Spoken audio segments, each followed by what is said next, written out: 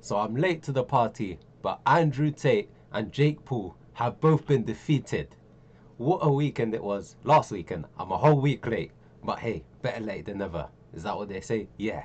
So let's start off with Andrew Tate. Andrew Tate, he talks the talk, but he can't walk the walk. Look, when it comes to talking about women, he's always like, what? Grab her by the throat, punch her in the face, this, that, and the third. But then as soon as you're fighting a man, like Chase Moore, someone who's not even a good boxer, respect to Chase Moore, but he's trash, Andrew Tate, you got smoked by him. So stop talking about, I'm the top G. And also, before the fight, he was like, what you call a loser. Oh, I don't remember what the quote was, but he was making fun of people that don't win.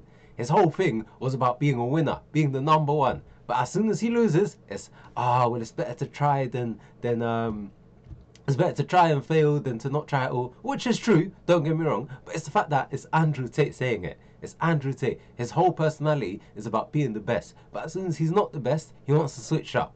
So that's where I have a problem. I don't have a problem with his quotes about it's better to try and fail, because it's true, but he's a scumbag. He's a scumbag, and I'm glad he got exposed by Chase the Moore. What a guy, Chase the Moore. He's zesty as hell, and so is Andrew Tate. During that fight, he was fighting zesty as hell. But hey, we'll take the victory.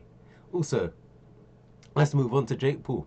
Jake Paul, he is a scumbag, and I'm glad he got knocked out, his jaw broken into two places. And look, I'm not one of those people who hate on Jake Paul for no reason. Jake Paul is a bad person, and I can tell you why. He's done multiple crypto scams. Yeah? He does pump and dumps. Like, he scams his fans. He's a bad person. He's a scumbag. So don't let anyone tell you, so why do you think Jake Paul's a bad guy? And then you don't know what to say. He's a bad person. He also fought Mike Tyson, a 60-year-old man. And in the first couple rounds, first 1 or 2 rounds, he was genuinely trying to knock him out. I understand later on in the fight, he was trying to carry him, not hurt him too badly. But earlier in the fight, he was going for the kill. I'm telling you. Also, people say people say his fights are rigged. They're not rigged. Come on. Like, I criticize Jake Paul for fighting old MMA fighters. So I expect him to beat him. So when he beats them, how can we now say, you only beat them because it's rigged? No, he beat them because they're bad fighters. Like, it doesn't work both ways. I've never understood why people say, he fights old men, but his fights are also rigged. Like, they don't go hand in hand. It's one or the other. And if his fights were rigged, the two fights that he lost were the two fights that he would rig. Anthony Joshua, he had no chance in hell of beating him, so obviously he'd want to rig that one. And also breaking your draw in two places, you can't call that rigged. And Tommy Fury, the only reason it would make sense to rig a loss is if they had a rematch and then Jake Paul knocked him out in the rematch. But guess what? They didn't have the rematch. And Tommy Fury won the first match decisively. Well, as convincingly as Tommy Fury can do, because he's not a great fighter, if we're being honest. So his fights aren't rigged, but I'm so glad he got exposed.